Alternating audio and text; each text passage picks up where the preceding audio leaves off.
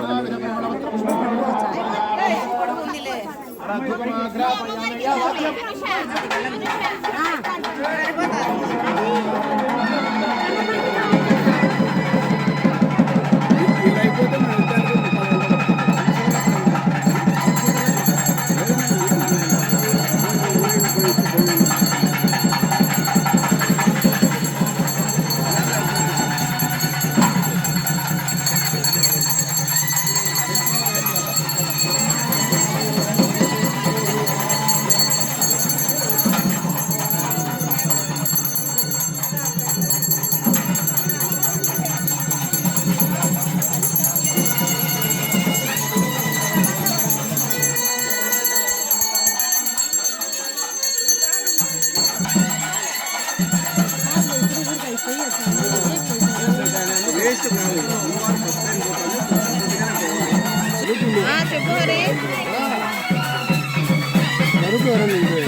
పోయిరా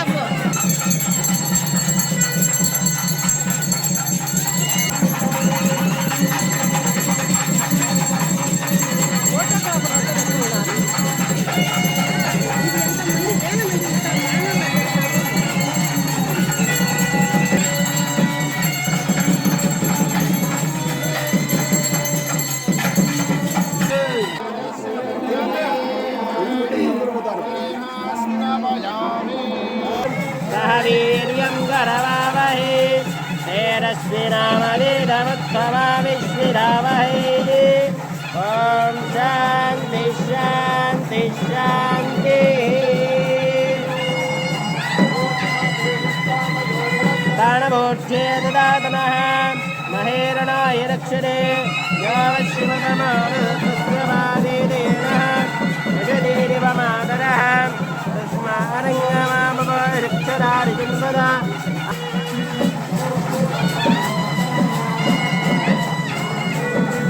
Thank you.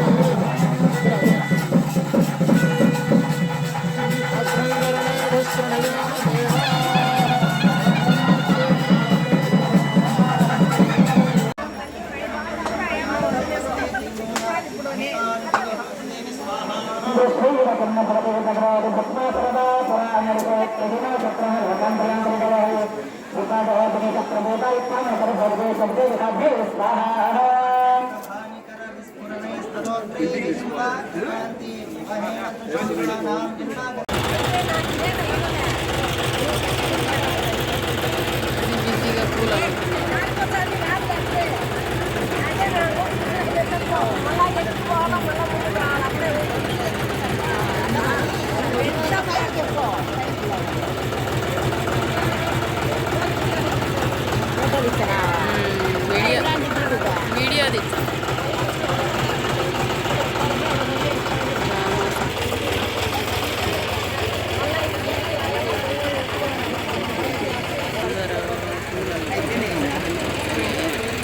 పెట్టావా మళ్ళీ పోయి మనకు 12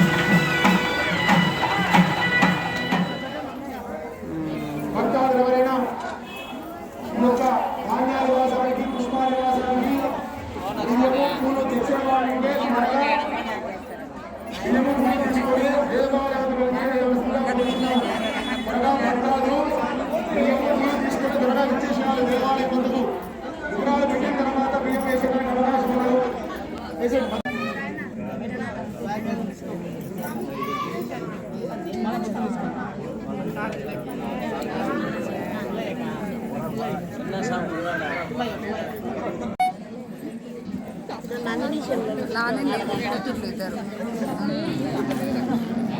బాగుంటారు బాగా కారు మనుషులు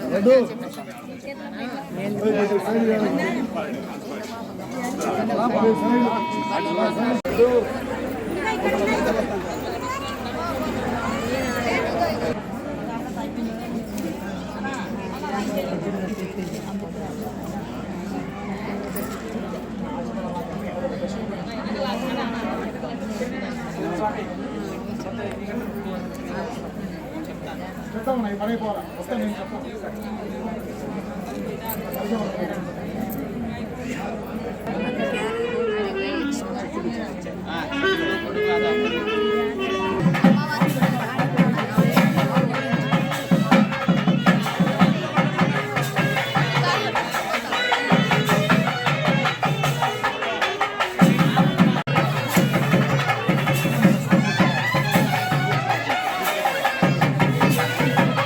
శయ్యాదివాస ధాన్యాదివాస పుష్పాదివాస ఇత్యాది అధివాస సహిత తులసీముదారం ఇది పుష్పాదివాసం కనుక 2 బత్తిలు కలిగించండి అట్లా బత్తిలు వచ్చి పక్కన పెట్టుకోండి ధూపాదివాసం ఓం ధూరసి ధూర ధూర్వంతం ధూర్వంతయో ఓస్మాన్ ధూర్వతి తం ధూర్వపం వయం ధూర్వామస్తం దేవానామసి దశాంగళం ముగ్గులోహవాహనం జ్వాలామకే ధూపవతి సవతే సుగంధ బాలా కథదేవదారు ధూపాదివాసే విహితంచ అంతా కూడా దశరాత్రులు చేసేవాళ్ళు అనమాట. అంటే 10 రోజులు ప్రతిష్ఠ చేసేవాళ్ళు. ఒక్కొక్క రోజు ఒక్కొక్క అధివాసము. అంటే ఉదయం మొదటి రోజు గణపతి పూజ పుణ్యావాసనం ప్రారంభం చేసిన రోజు జలాదివాసం, అంటే జలంలో విగ్రహాలంతా కూడా పెడతారు. మరుసటి రోజు పంచగవ్యాదివాసం, అంటే ఇప్పుడు ఎలాగైతే మీరు కట్టారు ఇట్లా కోనేరు టైప్లో జలంలో వేసి పెట్టారు, ఇప్పుడు ఆ జలంలో కొద్దిగా పంచగవ్యం కలిపేశాం, అది వేరేసాం, ఎందుకంటే 3 రోజులే చేయాలి కాబట్టి. రెండో రోజు అంతా కూడా మొదటి రోజు రాత్రి జలాదివాసము, రెండో రోజు రాత్రి పంచగవ్యాదివాసం. పేడ, ఆవు పేడ, గోమూత్రము, గోమయము, ఆవు పాలు, ఆవు పెరుగు, ఆవని, వాటినన్నింటినీ కూడా ఏంది సామాన్యం కాదు. అంటే ఈ యొక్క అమ్మవారి విగ్రహం మునిగేంత, అమ్మవారి విగ్రహం మునిగేంత వరకు కూడా ఆ అన్నిటినీ కూడా మిశ్రితం చేసినటువంటి ఆ యొక్క పంచగవ్యం అంతా కూడా ఒక కోనేరంత పుయ్యాల, దాంట్లో విగ్రహాలు పెట్టాలి రెండో రోజు. అలానే మూడో రోజు పంచామృతాదివాస, అంటే మొత్తం పంచామృతాలంతా కూడా కలిపి దాంట్లో మూడో రోజు. అలానే 4వ రోజంతా కూడా ధాన్యాదివాసం, ఎలాగైతే బియ్యం పోసామో రకరకాల ద్రవ్యాలు, రాగులు, ఒడ్లు, జొన్నలు, అట్లా ఆ విధంగా అన్నమాట. అలా ధాన్యాదివాసం ఒక రోజంతా కూడా ఘృతాదివాసం, నెయ్యిలో అంతా కూడా వాటినంతా కూడా పెట్టడం జరుగుతుంది. అలానే 5వ రోజంతా కూడా గంధాదివాస, మొత్తం అంతా గంధంలో అంతా కూడా విగ్రహాలు పెడతారు. అలానే పుష్పాదివాస, ఒక రోజంతా కూడా పుష్పాలలో అంతా కూడా విగ్రహాలు పెట్టడం జరుగుతుంది. అలానే ఒక రోజంతా కూడా ధూపాదివాస, అంటే ధూపాదివాసం ఎట్లా పెడతారా స్వామి, బత్తిల మీద పెడతారా స్వామి డౌట్ రావచ్చు. అంటే దాన్ని ఏర్పాటు చేసేటువంటి విధానం చూడండి. పూర్వం అంటే పెద్దలు చెప్పారు నా గురుగారులు, అంటే ఒక స్టెప్ కడతారంట, కిందంతా కూడా ఖాళీగా ఉండి ఎలాగైతే ఒక ఫ్లోర్ అపార్ట్మెంట్ కట్టిన విధంగా చిన్న చిన్న బొరకలుగా ఏర్పాటు చేసి ఆ మధ్యలో ఆ విగ్రహాలంతా కూడా కొద్దిగా పూలు వేసి పడబెడతారు, కిందంతా కూడా ధూపం పెడతారు, అంటే కిందంతా కూడా పొగ వస్తుంటుంది ఆ యొక్క విగ్రహాలకి. అట్లా ధూపాదివాస అలా చెప్పారు. అలానే వస్త్రాదివాసం, పట్టు వస్త్రాలు, చక్కగా రకరకాల వస్త్రాలు, నైలాన్ అంట, చక్కగా కంబళి వస్త్రాలు, ఇవన్నీ కూడా రకరకాల వస్త్రాలంతా కూడా వస్త్రాలు మీద పెడతారు. అలానే ఫలరసాదివాస, మొత్తం ఫలరసాలే, ద్రాక్ష, మామిడి, అరటిపండు, దానిమ్మ, రకరకాల పండ్లు, ఏ విధంగా పంచామృతం కలుపుతాము ఆ విధంగా, సపోటా, ఆ విధంగా రకరకాల ఫలరసాలంతా కూడా తయారు చేసేసి ఆ కోనేరంతా ఇలా ఏ విధంగా అయితే విగ్రహాలు మునిగేంత ఫలర విగ్రహాన్ని నిక్షిప్తం చేస్తారు. అలానే ఓషధదివాస, ఓషధులు అంటే యాలకలు, లవంగాలు, అలానే జాజికాయ, జాపత్రి, జటామాంసి, వీటినన్నింటినీ కూడా బాగా సుందరదేహాలు పొడిగొట్టి, అలానే 5 రకాలైనటువంటి ఆకులు, మామిడి, మేడి, రావి, జువ్వి, అతి, ఇలా ఈ విధంగా రకరకాలైనటువంటి ఆకులు వీరంతా కూడా నిక్షిప్తం చేసి ఆ యొక్క భద్రపరిచి దాంట్లో ఈ యొక్క విగ్రహాలంతా కూడా పెట్టడం జరుగుతుంది.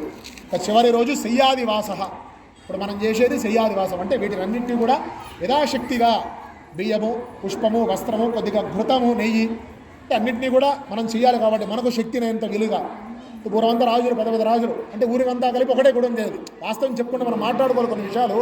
ఎందుకంటే పూర్వంతా కూడా మొత్తం ఊరికంతా కలిపి ఒక రామాయణం ఉండేది, అందరూ ఊరంతా కలిసి చేసేవాళ్ళు. ఇప్పుడు పరిస్థితి ఏమైపోయిందంటే ఒక రామాలయానికి నేను ధర్మకర్తని, ఇంకో రామాలయం నేను ధర్మకర్తని కొట్లాడమే సరిపోయింది.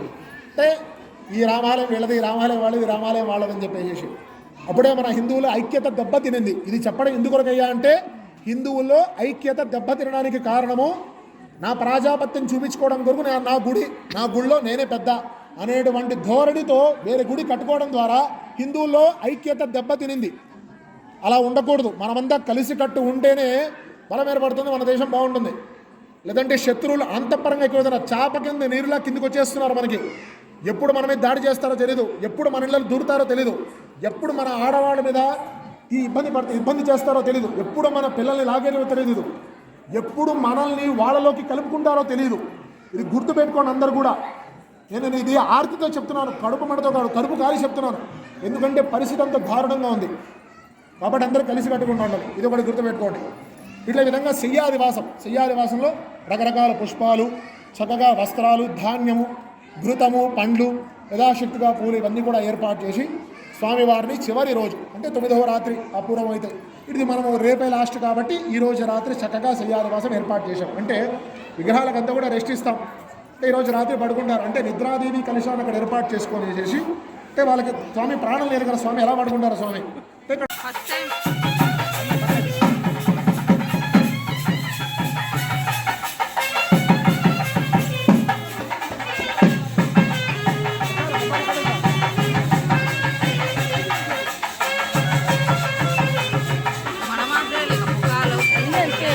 చెప్తుంటే అంతే బాగా చెప్తి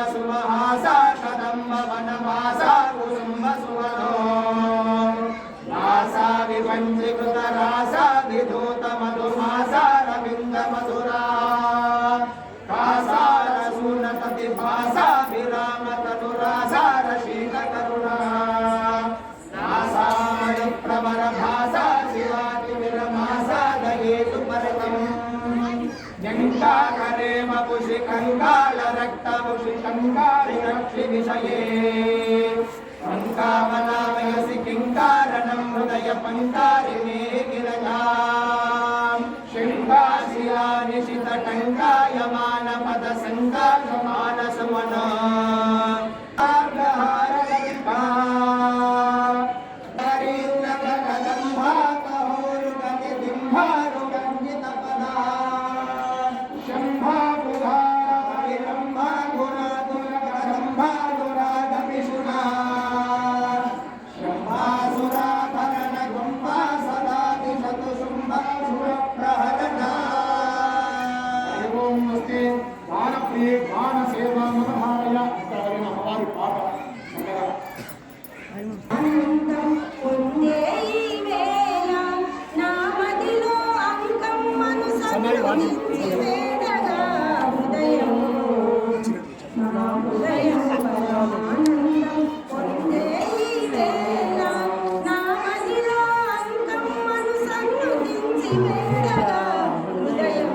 రెడీగా ఉండండి చెప్తాను.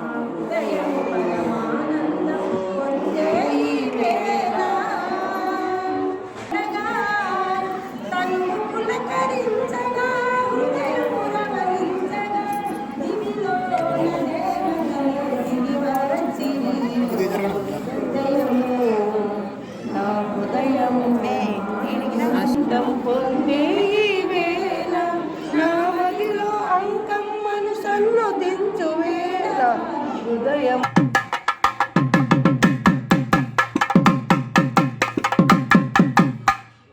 శంకరాభరణమోధారయ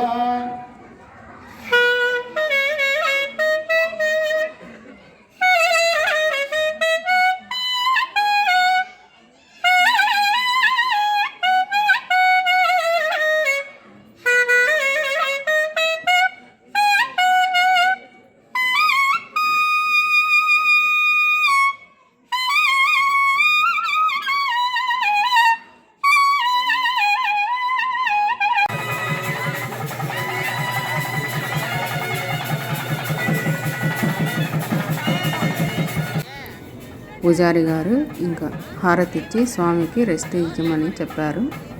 ఉదయాన్నే అమ్మవారికి ప్రాణప్రతిష్ఠ చేసి సాయంకాలం కళ్యాణోత్సవం ఉంటుంది. నెక్స్ట్ వీడియోలో చాలా బాగుంటుంది, అందరూ మిస్ కాకుండా చూడండి నెక్స్ట్ వీడియో. ఈ వీడియో నచ్చితే లైక్ చేయండి. Thank you for watching. జై శ్రీరామ్.